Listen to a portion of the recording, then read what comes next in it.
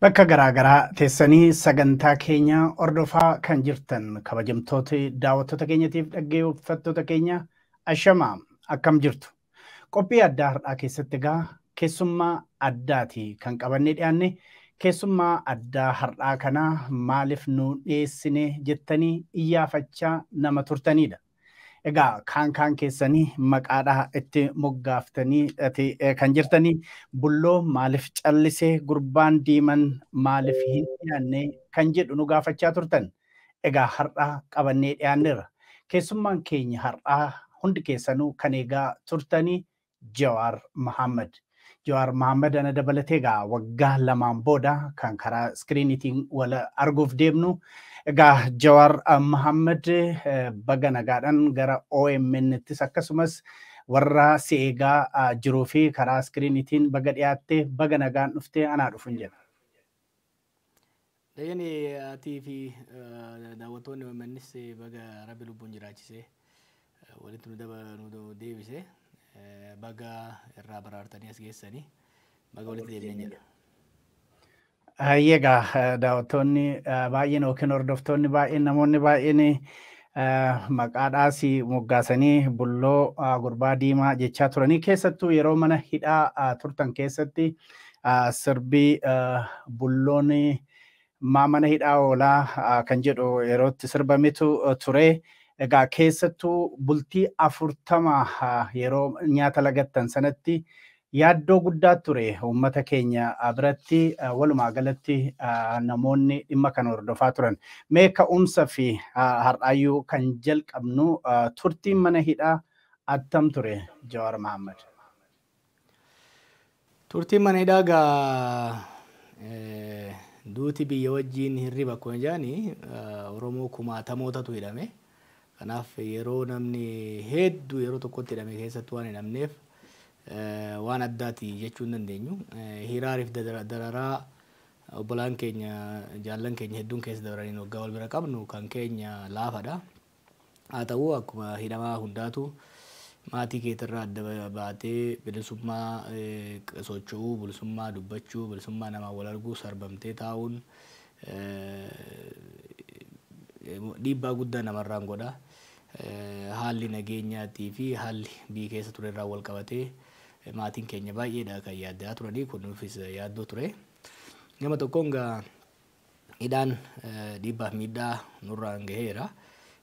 Gama biraatiin garuu haala biyyi kun keessa dabre keessattuu wal waraansa biyyattiin tun keessa seente waggaa laallu tarii odoo hidhaa keessa jiraachuu baannee nus akkuma warroota biraa gara tokkoon haa taatu gara kaaniin harkifamnee lola kana keessa seennee harka keenya miira keenya maqaa keenya dhiigaan faaluu dandeenya jennee waan yaadnuu fi tarii akkuma namoonni hedduun waggaa dhufanii nu gaafatan keerumaa fi waanuma gaariif rabbi gara hidhaa isin geessee waa jechaa turani. Kanaaf keerumaaf jecha achi turre irratti fakkaata.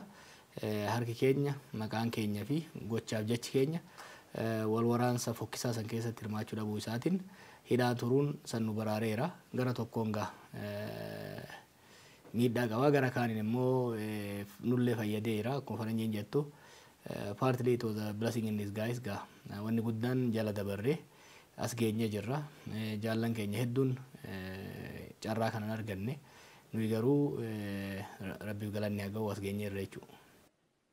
Gaariidha keessattuu yeroo bultii 40 nyaata lagattan sanaa namni sodaa guddaa keessa seenetu ture.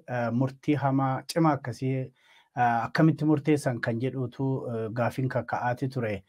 Kana mee waan nu yaadachiiftoo jiraate gama biraatiin immoo yeroo mana hidhaa turtan ummatni ofii haamilee ofiitii kan jedhu tokkotu dhagahamaa ture. Haalli ummataas akkam ture? Kana lamaan mee walitti gabaabsitii nutti.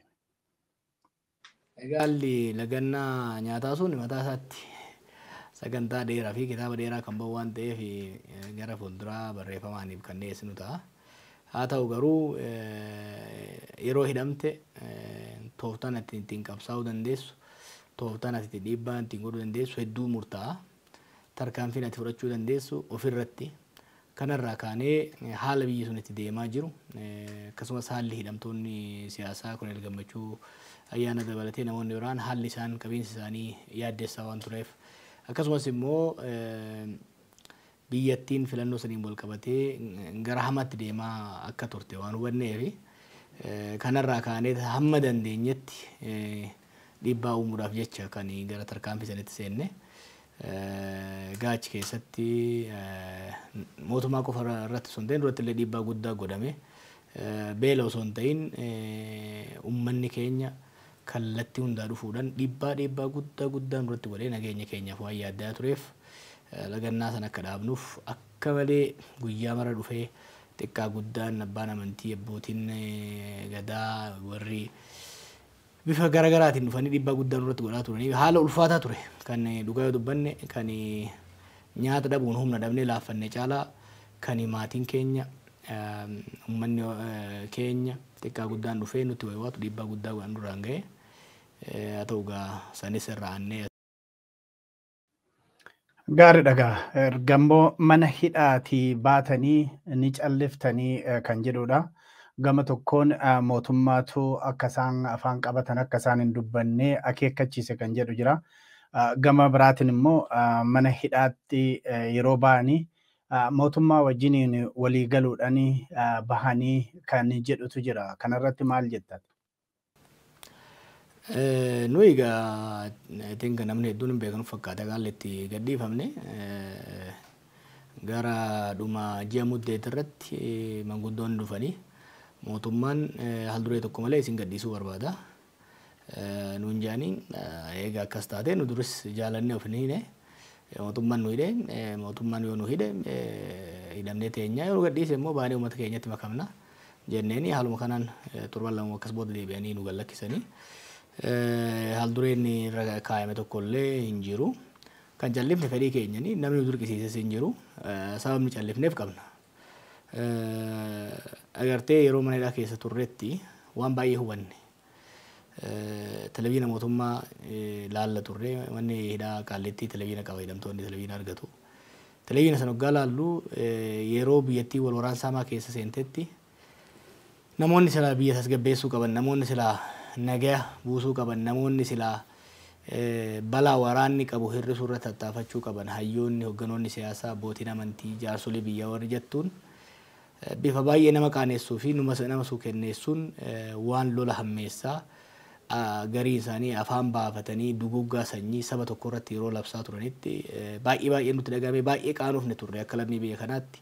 Inumaa Baqqalaa wajjin yeroo baay'ee haasofna turre taa'ii osoo hidhaa keessa jiraachuu baannee nullee akkuma jara kanaatitti salphannee waan biyya balleessu dubbanna turre jennee yaadaa turre akkasumas qabsaa'onni gameeyyii ta'anis kaayyoo kaleessa itti gadi ba'aniif kaayyoo kaleessa itti aarsaa meeqa kafalaniif irraanfachuudhaan waan osoo daa'imman kanarratti dhumanii osoo dargaggeessi biyya kanaa lola irratti lola hiikkaan qabne irratti dhumuu osoo qabeenyi biyyaa barbadaa'u gadi bayanii yeroo xurumbaa lolaa afuufan argaa turre baay'ee nutti dhagahame inumaahu akkuma reefsu hin jetti rabbi san jalaa nu baraarutti gammachuu qabna turre kanaaf tokko kanatti hedduu traumatize nu godhe jechuu wanni achirratti argaa turre wanni biraa yeroo san immoo hubanne hayyuun biyya kanaa hoggansi biyya kanaa hedduun keenya haasa'u malee wal dhaggeeffachaa kan turre rakkooleen baay'ee mudatan sun osoo wal dhaggeeffachuun kan jiraatu taate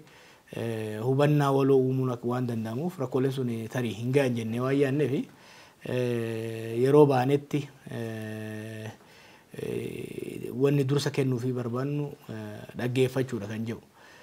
Sababoota biraas qabna wanni jallifneef sababni biraa fakkeenyaaf ummanni keenya waggaa lamaaf olola lolaatiin olola diigii cabsii balleessi barbadeessi jedhuun sammuunsaa weeraraa ture yeroo nuti baanisanitti haga tokko gama mootummaatiin fi gama murnoota biraatiin ololli lolaa lashjee haasaan nagayaa dhufaa waan tureef uummanni keenya xiqqoo boqonnaa argatu qaba. Dullee itti baanee daran miira isaa jeequu hin qabnu kaja'uudha jechuudha. Waliigalatti egaa dubbachuurra yeroo hiikamne sanitti anguma ammattis yoo ta'e uummata keenyaafis biyya keenyaafis mataa keenyaafis tarii dubbachuurra dhaggeeffachuu wayya kan jedhudha. Wanni biraa immoo akkuma beektu yeroo hidhaa keessa teessu odeeffannoo gahaan argattu. Waan maatiin dhufee si himu, waan namni dhufee si gaafatu si himuu fi waan miidiyaa mootummaa irraa dhaggeeffattuun ala odeeffannoo gahaa qaamota garaagaraa irraan argattu. Hir'uudha jechuudha odeeffannoo ati argattu. Odeeffannoo hir'uu irratti hundooftee yaada kennachuuf tarsiimoo baasuufis taatee kallattii qabsiisuuf baay'ee nama rakkisa. Yaadni ati dhiyeessitus falli ati dhiyeessitus kan hir'ate ta'a jechuudha odeeffannoo hir'uu irratti hundaa'ee waan deemuuf. Kanaaf mari'anneetuma akkuma beektu ganoonni keenya kanaafanis yeroo haasaa gabaabaa godhanii alatti bal'inaan haasa'uu irraa of qusachuudhaaf murteessine. Egaa haasa'uu dhabuu keenyan uummanni keenyaa fi biyyi keenyas sabni keenyas hin fayyadame jenneeti kan abdannu. Yeroo tokko tokko callisuunis ergaa guddaadha qaba. Silence can be a strategy sometimes. Kanaaf bifa saniin hordofaa turre. Dubbiin callisuu kun hedduu nama dubbisiisa nan beeka. Mammaasa gaafa ijoollee tokko na yaadachiisa. Yeroo ijoollee mammaasa tokko ture mammaasatti wani dhiyaatu. Gurbaatu intala fuudhee warra soddaa waggaa dhaqu. Hiriyoonni maatiin isaa yoo ati waggaa warra soddaa dhaqitu hin dubbatinii wanni as dubbattu hin bushaayaa nama muufachiisaa warra soddaa offeen dhugootaa hin muufachiiftaa jedhaniini. Kanaaf innis waggaa warra soddaa dhaqu soddaatitu mana jira. Dubbadhu haasa'ii jettiin hin haasa'uudha. Haasa'ii lakkii haasa'ii hin haasa'u maan haasofne lakkii barii. Warri keenya waggaa warra soddaa dhaqxee haasa'ii naan jedhanii. Sababni isaas dubbiin ta'een bishooftii warra soddaa muufachiifta hin haasa'ii naan jedhanii jennaan. Lakkii dubbiin ta'e natti mi'ooftii rabbi jee haasa'ii jetteen. Lakki sitti hafuun haasa'u jennaan lakki haasa'ii jettee reedhee jettee jedheen. Egaa haasa'ii jettee jedheeti waggaa gadi ilaalu. Daa'ima fadhiidoo jedhamtu jedhan daa'ima gara boodarra dhalattuu ka manatti hafee waggaa ijoolleen tun tiksee jabbii jala deemtu mana taa'ee waan argatu nyaatu kana jira akkuma kiyya kana jechuudha. Warra dulloota jala taa'ee oduu fi waan nyaatu walitti haratu kana jira. Mataan isaatiif garaan isaa baay'ee guddata mucaa xiqqaa waggaa gallaalu. Kanaaf haasa'ii jettee reedhanii erga haasa'ii jettee ilmuma kana akkamitti dandeessee deettee jeen. Kanaaf jaartiin rifattee qaanooftee. Dhuguma dubbiin ta'een bishoofti afaan narraa qabi jettee ofirraa gadi baafte jedhanii haasa'e jettanii erga haasa'e jettanii ni haasa'ina dubbiin teessaniin bishoofti jettanii mun adeemnaa malee. Meegaalee ragaa callisuu kanaan wal qabatee kan biraa kan ka'aati jiru Jawaar Mohaammed fa'aa mootummaa wajjin hojjetaa kan jedhu jira.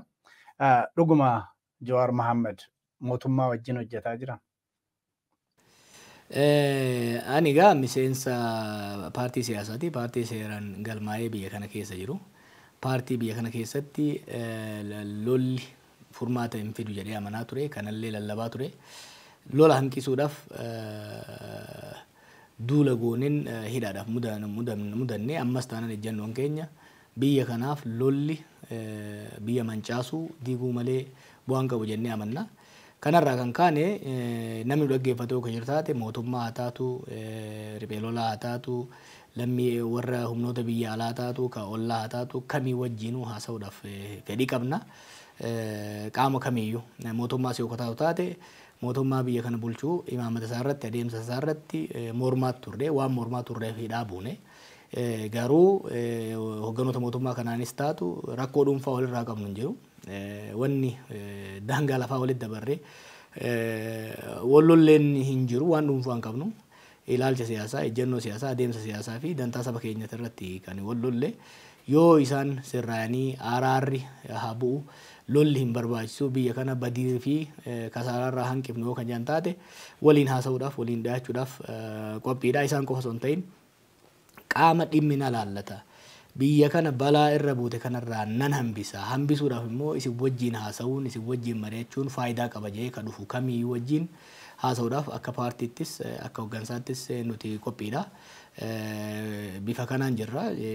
Haga ammatti garuu mootummaan dhimma kanarratti sirnaan daniin ilaaf ilaameen taa'ee rakkoo biyya kanaa furuudhaaf fedhii qabatamaa agarsiisee nu gaafatee hin jiru.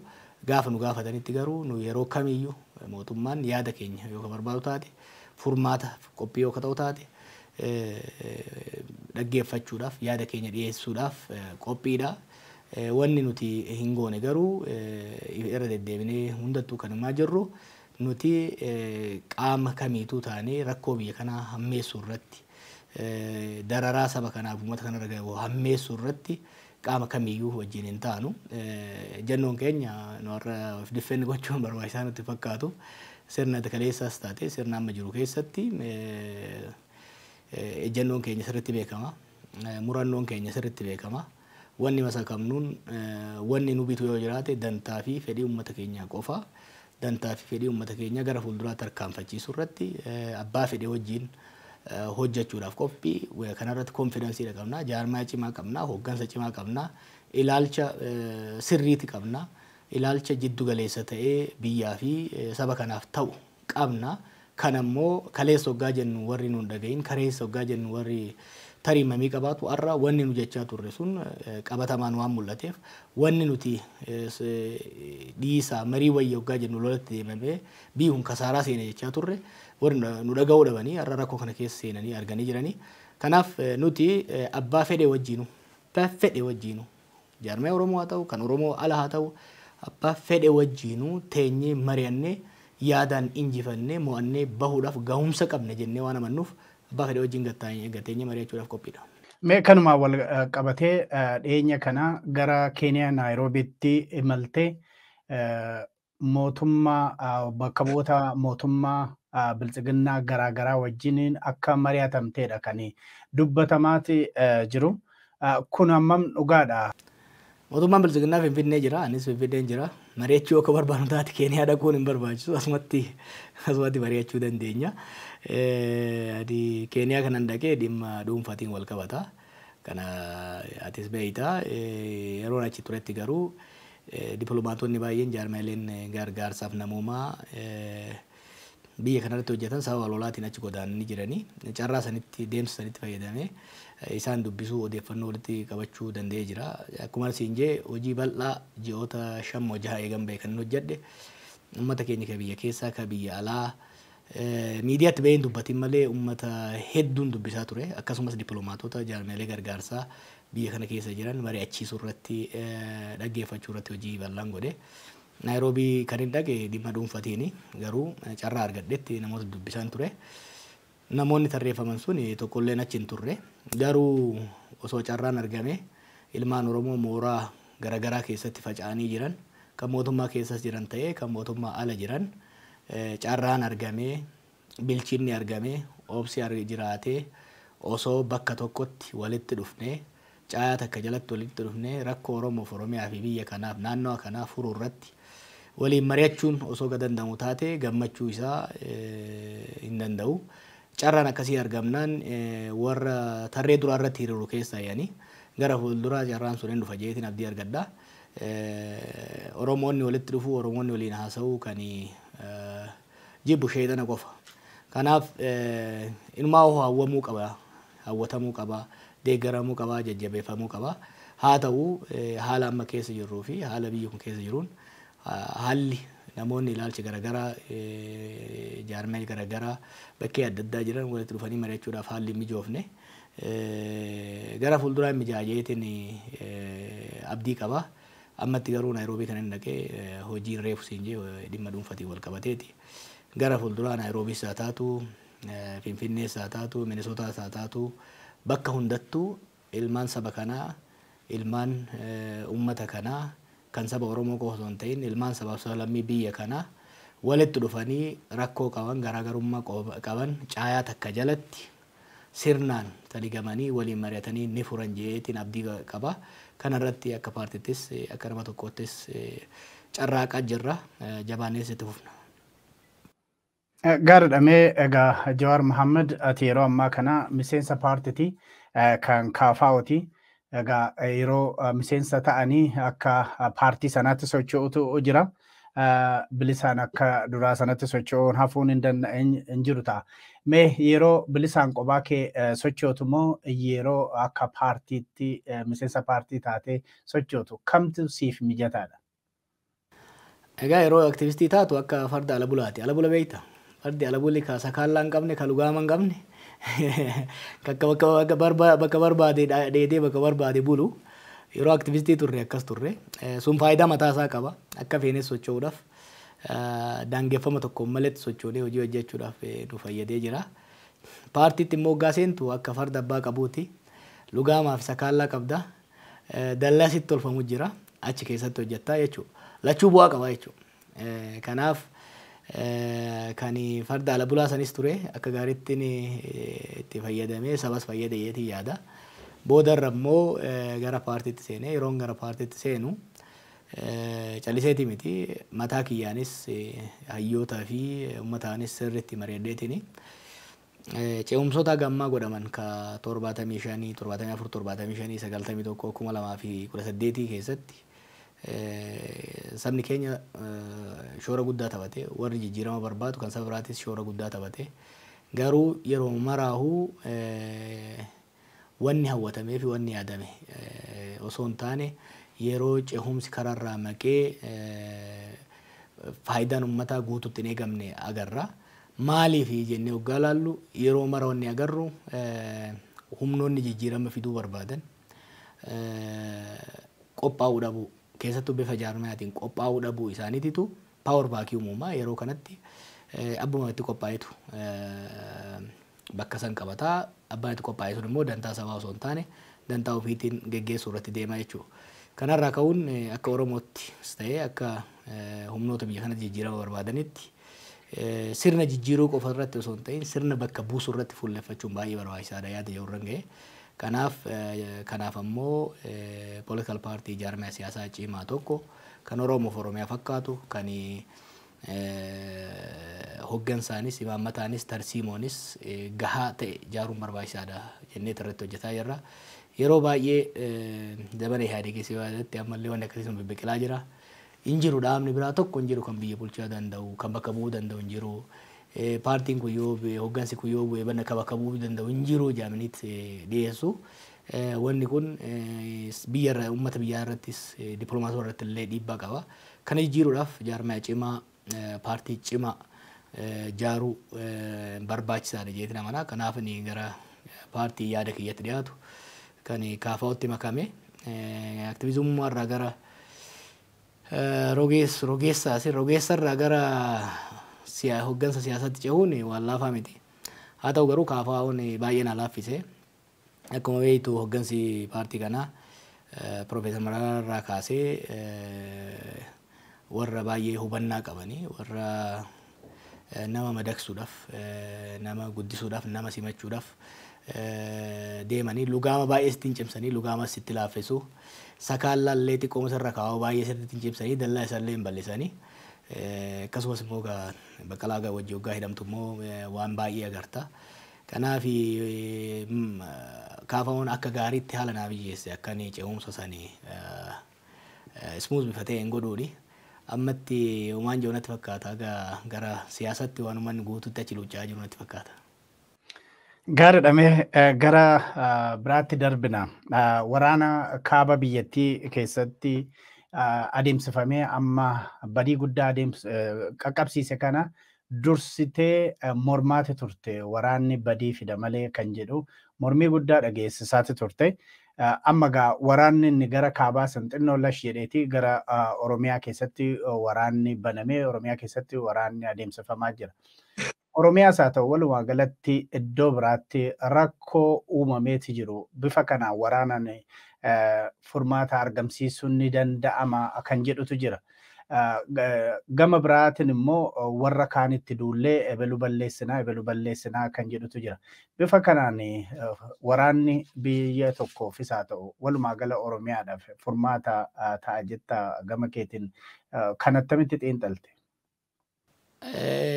Waraanni rakkoo furuu akka hin dandeenye waraanan humni jilbiiffachuu danda'u yookiin immoo cabuu danda'u akka hin jirre waraanan humni olaantummaa isaa ilaalchi olaantummaa isaa fe'uu danda'u akka hin jirre ragaa biyya biraa yookiin immoo tiyoorii ilaaluu hin qabnu qabatamaan waan agarreedha.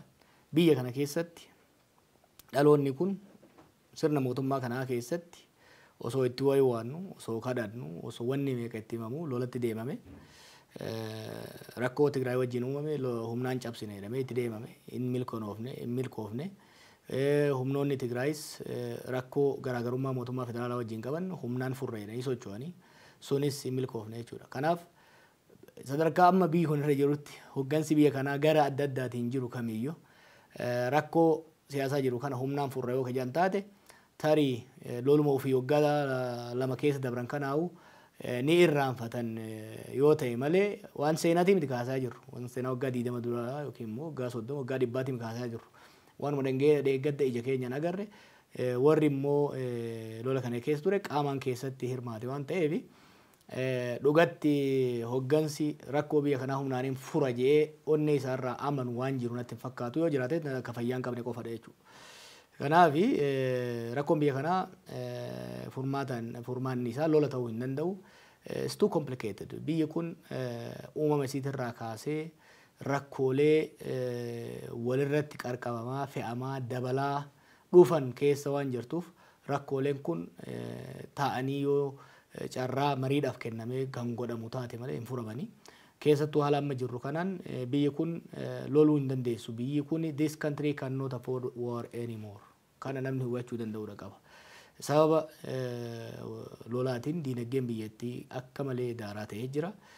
Gombisaa jalaan uratee jalaan yaasu ka gubbaa immoo ittiin guutamne sababa lola kanaatiin qoqqobbiin adda addaa irra kaa'ame waan ta'eef diinagdeen akka malee kollaapsu godhaa jira. Laaffataa deemaa jira. Yoo siyaasa iyyuu kan irraanfannee waa'ee nagaatii fi waa'ee dantaa uummataatu kan irraanfannu taate practically akka biyyaatti itti fufuu hin dandeenyu lolaan. Lola haga ammaa kasaaraa lola haga ammaa nurra gaheewu irraa dandamachuudhaaf gargaarsa faranjii bal'aa fi gargaarsa rabbiitti nu barbaachisa malee mataa keenyaan keessaa bahuu hin dandeenyu jechuudha. Kan kun osoo jiru immoo gara fuulduraa lola itti fufna jedhanii deemuun dogongora guddaadha. Kana hubachuudhaan lolli gama kaabaa gara nagaatti akka deemuuf tarkaanfileen suutallee yoo taate ji'oota dabran keessa fudhataman kan jajjabeeffamanii sirriidha. Mootummaan tarkaanfii sirriitti kan fudhate warri TPLF yoo taate tarkaanfii sirriitti kan fudhatanii jajjabeeffamuu qaba. Jajjabeeffamuu qaba qofa osoo hin taane gahaa miti saffisaan gara wal hubannaan lola dhaabuu kun gara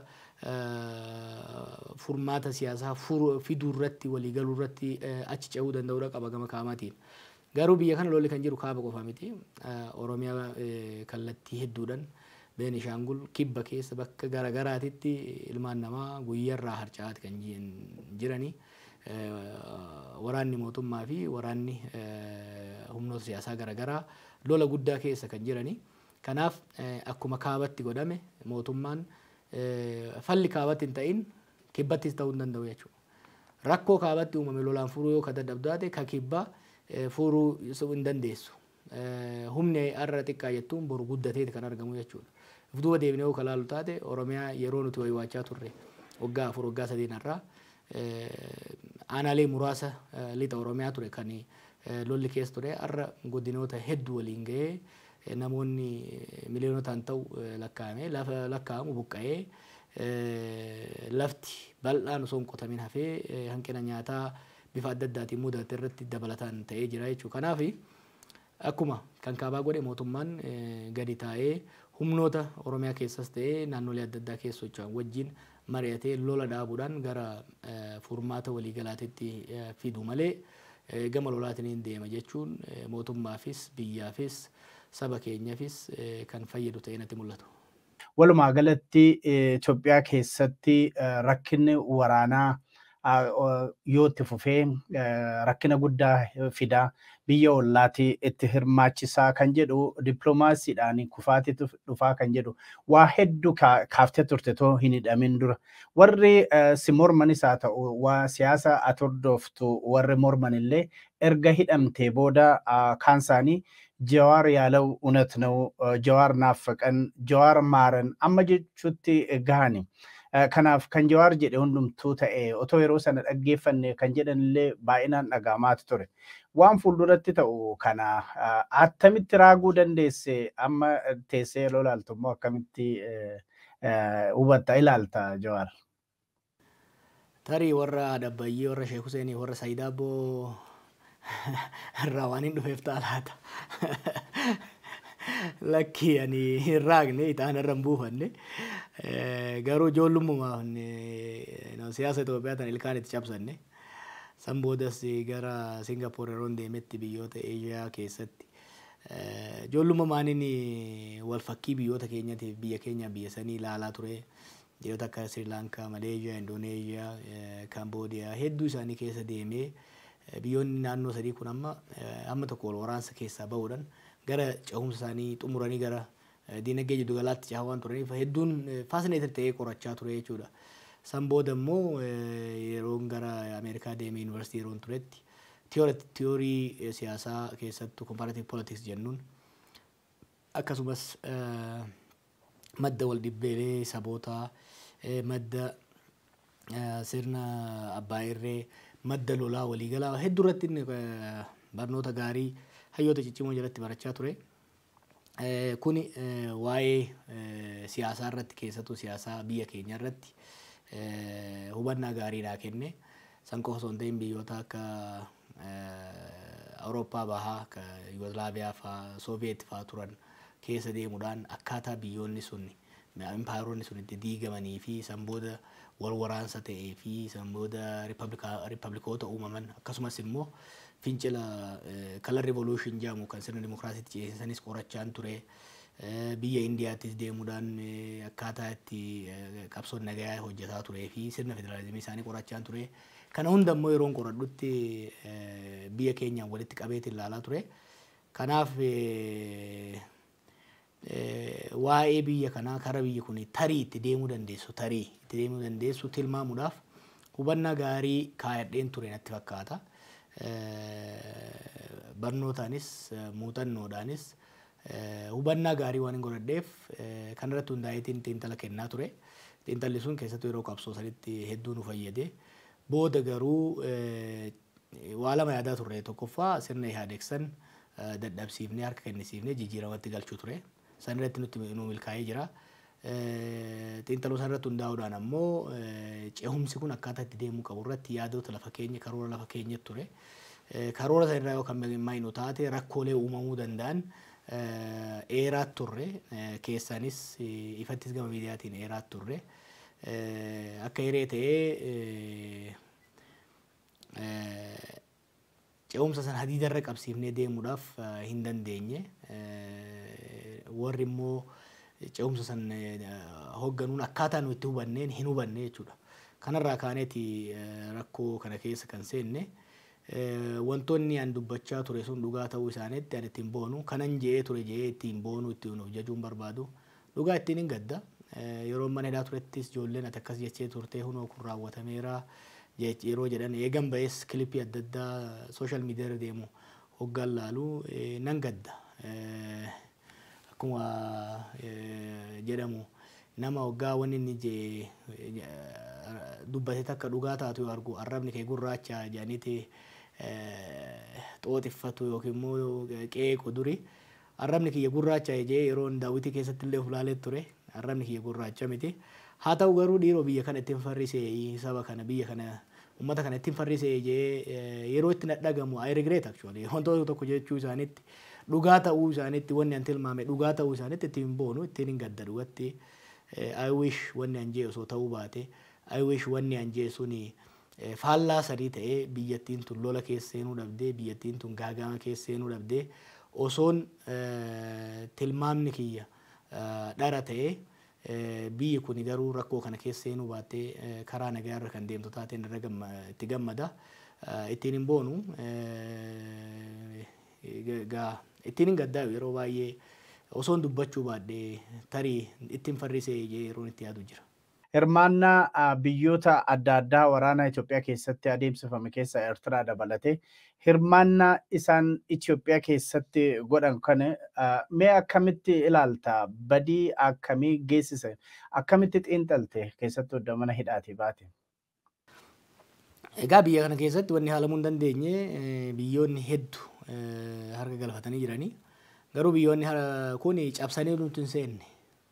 Biyyoota kana nuti rakkoo teenya dirree siyaasaa irratti furuu dadhabuudhaan gara dirree waraanaatti dhaquu keenyan biyyoota hedduu gara dhimma keessoo keenyaatti affeerre. Wanni hubatamuu qabu wal waraansi keessattuu biyya hiyyeessa keessatti godhamu osoo hin jaalatin gargaarsa biyya alaa si barbaachisa, ispoonsara biyya alaa si barbaachisa. Maaliif loluudhaafis leecalloo gahaa hin qabdu, meeshaa waraanaas hin qabdu. Kanaaf biyya alaa irratti hirkatta. Kanaaf biyya alaatirraa akkasii gargaaru gaa deemtu ufumaa balbala banattaa jechuudha. Kanaaf itti gaafatamummaan badiin kan jiru kan biyyoota alaa biyya keenya keessa seenaniitii miti. Nutu balleesse, nutu wallolee, nutu waraanatti seennee balbala fooddaa keenya gidaara uree kabaa manaa uree kallattii hundaan qilleensi akka nu keessa seenu goonee humnoota biyya alaa ofitti seensifne. Kuni kana dura amanuun barbaachisaa. It was our fault. It was our own making. Waan namni ana kan beekutti namni yookiin immoo biyyi humnaan daangaa biyya sanaa cabsee seene natti mul'atu.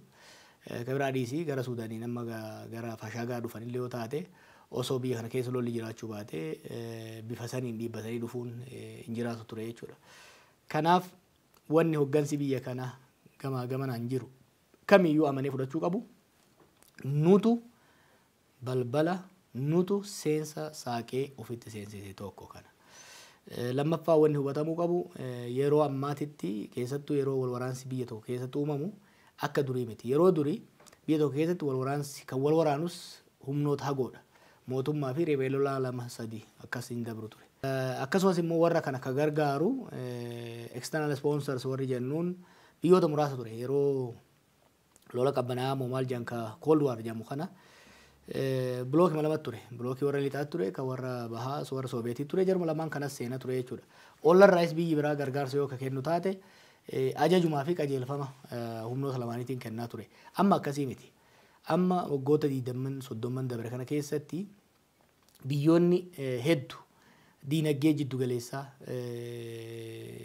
argatti ol guddachuu danda'anii jiranii. Kanaarraa kan ka'e humna fedhii hawwii influensii isaanii dhiibbaa isaanii naannoo adda addaa irratti babal'ifachuu dandeettis fedhiis uummataa dhufanii jiranii jechuudha. Kanarraa kan ka'e baay'atee jira. Yeroo biyya tokko keessatti lolli tokko eegalu humni biyya alaa sponsora ta'ee lola deemu kana humnoota adda addaa sponsora ta'ee hirmaachuu barbaaduu fi danda'u hedduu lakkoofsaan dabalaa dhufee jira jechuudha. Kuni maaluma biyya keessatti illee sponsorri alaa akkasuma heddummaataa deemuun biyya keessatti illee entrepreneurs jechuun wanti jennuun warri lola keessatti hirmaatu lakkoofsa dabalaati kan deemu. Kuni rakkoo uuma. Rakkoon inni uumu maali? Araarsuuf illee lakkoo loluma sanuu addaan beeku eenyutu eenyu lola jettee addaan baafachuuf illee yeroo itti dhufutu jira. Wanni amma fakkeenya Siiriyaanis, Liibiyaanis, Yemaniis waggaa 10 boodas gareen tokkos mo'achuu dadhabee yookiin immoo araaramullee dadhabaniif sababa sponsorri biyya alaa kun baay'ataa deemuuf jechuudha. Maaliif humnoonni biyya keessaa ni araaramna osoo kajaan taateewu warri alaa isaan gargaaru sun yoo nayyamin araaramuun baay'ee namatti ulfaata. Xaxama kana keessatti xaxamni kun maal uuma? Adda godha civil war bara kana kan duraatirraa adda godha. Dur haadheeratu waggaa 10 haadheeratu malee yooki mootummaan irra aana yooki humna isaan mormutu irra aana bifa tokko tokkotti biyya fotokofatee biyya biraa ijaarrataa yookiin immoo mootummaa jiru garagalchee kan ofii qabataa bifa kanaan deemama. Amma akkasii miti endless civil war keessa seenta. Lola tokkollee tokko immoo kan immoo hin caamne keessa seenta jechuudha. Kana gara fuulduraallee bal'inaa irratti mari'annaa kun baay'ee nama yaaddessa. Mana hidhaa yeroon turetti kan inni dubbisaa turee fi kan inni tirendiin amma addunyaa irratti argaa jirrus kana. Kuni gara biyya keenyatti illee dhufaa jira. Dirsaa isaa duumessi isaa natti mul'ata. Gamanatti dhufaa deemaa jira. Kana hubatanii hayyoonni hooggansi biyya kanaa of eeggannoodhaan deemuun barbaachisaa. Amma carraa qabnaa hamma tokko gara hooggansa biyya kanaatiin hooggansa adda addaatiin balaan lolaa waan hubatamaa dhufe natti fakkaata. Akkasumas immoo humnoonni sponsor jennuun biyya alaa jiran at least ergan bahee hedduu isaanii dubbiseen jira. Wal waraansa itti fufsiisuu irratti hagas mara fedhii akka hin qabnee fi araarri yoo kabuu taate baay'ee akka hin jibbineen kan hubachaa jiru. Carraa kanatti fayyadamnee balaa as deemaa jirurraa sabaa fi biyya keenya baraaruun baay'ee barbaachisaa natti fakkaata. Garuu lolli Oromiyaa keessaa fi bakka adda addaa jiru kun yoo dhaabatin kan kaabatti yeroof dhaabate kuni furmaata waaraa osoo hin argatiin yoo ka deemnu taate yookiin immoo lolli biraa yoo ka eegalu taate daran humnoota amma harka naqatan caalaa humnoota biraas naqachaati kan deemnu. Akkasumas wal dura dhaabbannaan Raashiyaa fi warra lixaa kunis babal'ataa yeroo dhufetti dhiibbaa ji'oopolitikaa nurratti qabaatu qaba.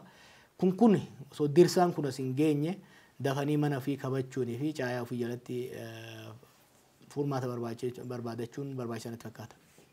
Meegaa furmaata kana argamsiisuudhaa fi naashinaal diyaaloog beeraawi mikakkir kan jedhu tokko jalqabneeti jirraa kan jedhu karaa mootummaa biltsiginnaatiin kan dhaga'amaa jiru. Adda bilisummaa Oromootiif immoo KFO'n yeroo dheeraadhaa fi mariin biyyoolessaa kan hunduma hirmaachise ni barbaachisa jedhaati turani. Kan amma biltsiginnaan qopheesse irratti garuu KFO'n hin hirmaannu jedheera kan jedhu komiitu jira gara mootummaatiin. Kanaafi kanamee attamitti ilaalta KFO'n kan mootummaan qopheesse kanarratti hirmaachuu maaliif hin barbaanne naashinaal diyaaloog kan jedhamu kun yookiin beeraawi mikakkir kanumti jedhamu kunuyyuu bifa kamiin adeemutu irra jiraata bu'aa qabeessa ta'uudhaaf jetta. Egaa nuti akka KFO'tti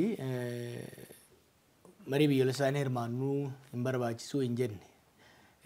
Mariin biyyoolessaa ajandaa keenya.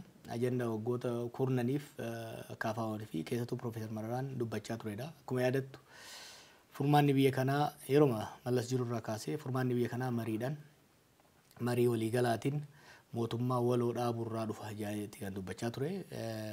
Yeroo nutis yeroo jijjiiramni kun dhufu kan yaadnee fi karoorfanne marii biyyoolessaa gochuudhaan rakkoolee siyaasaa garaagarummaa siyaasaa humnoota adda addaa jidduu jiran mariidhaan karaa qabsiifnee waliigaltee biyyoolessaa tokko uumna jenneeti kan yaadaa turre. Kanaaf ajandaan marii biyyoolessaa ajandaa keenya. Ajandaa nuti yeroo hedduu dhiibaa turre nurraan fudhatamini. Turtus erga aduun dhi'u kaates taatu mootummaan fudhatee ajandaa ofii godhachuu isaatti itti boonna. Garuu immoo mariin biyyoolessaa akkaataa sirna ittiin deemsifamu qaba. Marii biyyoolessaa waggaa jedhamu sadarkaa lamatti godhama. Tokko waliigalteen siyaasaa gara lolaatti osoo hin seensisin, garaagarummaan siyaasaa lolatti osoo hin seensisin, garaagarummaa san dhimmoota irratti wal dhibdeen jirtu san mariidhaan furuudhaan lola hanqisuu preventive measure kan jennu lola hanqisuudhaaf itti fayyadamuu dandeessa.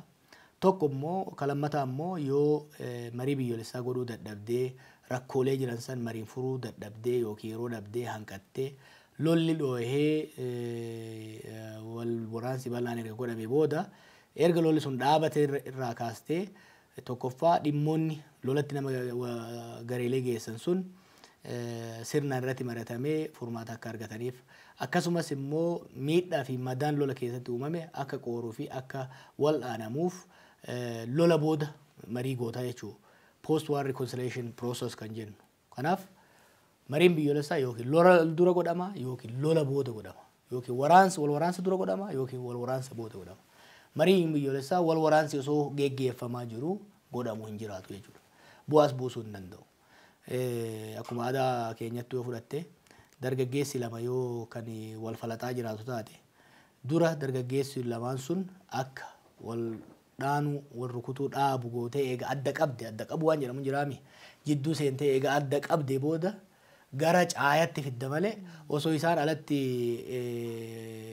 wal tumaa jiranii wal waraanaa jiranii jaarsi caayaa jala taa'ee isaanii wal tumu alatti dhiise jaarsi caayaa jala taa'ee hin mari'atu. Dura walitti bu'iinsi sun wal lukutuun sun dhaabatuu danda'u qabaa jechuudha. Kanaaf akka harduree tokkoffaatti kan keenye mariin biyyaalessaa bu'aa akka buusee kan yaadamu taate lolli dhaabbachuu qaba. Lolli ceasefire kan jennu irra gahumuu qaba. Kan kaaba biyyattiitti godhame lola dhaabuu yeroo osoo hin taane lola dhaabuu amansiisaa ta'e comprehensive negotiated ceasefire itti cehuu danda'u qaba. Akkasumas immoo Oromiyaa keessaa fi naannolee biraatitti Beenishaangulis naannoo Gumuzis dabalatee mootummaan humnoota waraanan isaan lolaa jiran wajjin gadi taa'uudhaan walii galtee lola dhaabuu godhee humnoonni lola keessa jiran kuni danqaan seeraatii fi danqaan bifa adda addaa irra jiru irraa ka'ee affeeramuu danda'uu qabanii. Erga isaan dhufanii boodadha malee mana guututti malee mana hir'utti marii godhachuu hin danda'amu. Kanaaf isaan dhufuu qaban kan jedhu haalduree kan keenye. Kan lammataa immoo hogganoonni siyaasaa koree hojii raawwachiiftuu keenya keessaa akka Anwaar Saanii kan amma Dirree Dhawaatti jiru hoogganaa baa'uu hedduu dabalatee hidhaa waan jiraniif isaanis gallakkifamuu qabanii maaliif marii kana keessatti hirmaachuu qabu. Sadaffaan immoo marii biyyaalessaa wanni jedhamu kun naashinaal daayaloog wanni jedhamu kun ijaarsummaa jechuu waan biraatii miti. Yeroo immoo ijaarsummaa caayaa jala teessu sirnaa fi jaarsa dubbii si ilaalu gama hundatu walitti lakkaata malee tokko qofa lakkaa'ee dhufee sirnallee tumee dhufee yoo ka deemu taate suni jaarsummaa ta'uu hin dandeessu jechuudha. Kanaaf marii biyyoolessaa kana qaamni geggeessu sirni ittiin geggeeffamullee marii irratti hirmaannaa qaamota hundaa irratti hundaa'eeti kan deemuu qabu. Haldureelee sadeen kana keenya malee nuti marii biyyaalessaa biyya kanaaf akkaan murteessaadha, akkaan barbaachisaadha jenneeti kan amannu. Lolli dhaabbatee kan hidhaman hiikamee mariisisaan gama hundaan fudhatama qabu yoo kan argamu taate hunda dura kan teessoo sana irratti argamu nuhi. Wanni garuu ergaan dabarsuu barbaadu mariin biyyaalessaa silver bullet akka rasaasa takkitti qawwee keessa jirtu takka dhukaafnaan kan biraan qabaattu. Mariin biyyaalessaa takkitti bannaan sanummoo jalqabarraa bannaan deebitee kalammataa godhachuu hin dandeessu. Kanaafi mootummaanis ta'e warri kun gara kanatti marii fafakkeessaa marii ajandaa xixiqqaa fayyadutti fiiguu mannaa dhugama yoo biyya kanaaf kan yaadan taate dhugama wal waraansi kun lammuu akka hin deebine kan jiru akka dhaabatu yoo ka barbaadu taate dhugama diinagdeen biyya kanaa kufee biyyattiinii fi uummanni keenya rakkoo kana daran hamaa keessa akka hin seene yoo ka barbaadamu taate xiqqoo gadi dhaabbatanii dursi biyya kanaa piraayoritiin biyya kanaa guddaan lola dhaabuu waan taateef lola dhaabuu irratti otoo fuulleffatanii gaariidhan jedha. Gaarii dhagaa walumaa galatti biyyattiin waraananii dinagdeedhanii akkasumas gama hawaasummaatiin rakkoo guddaa keessa akka jirtudha.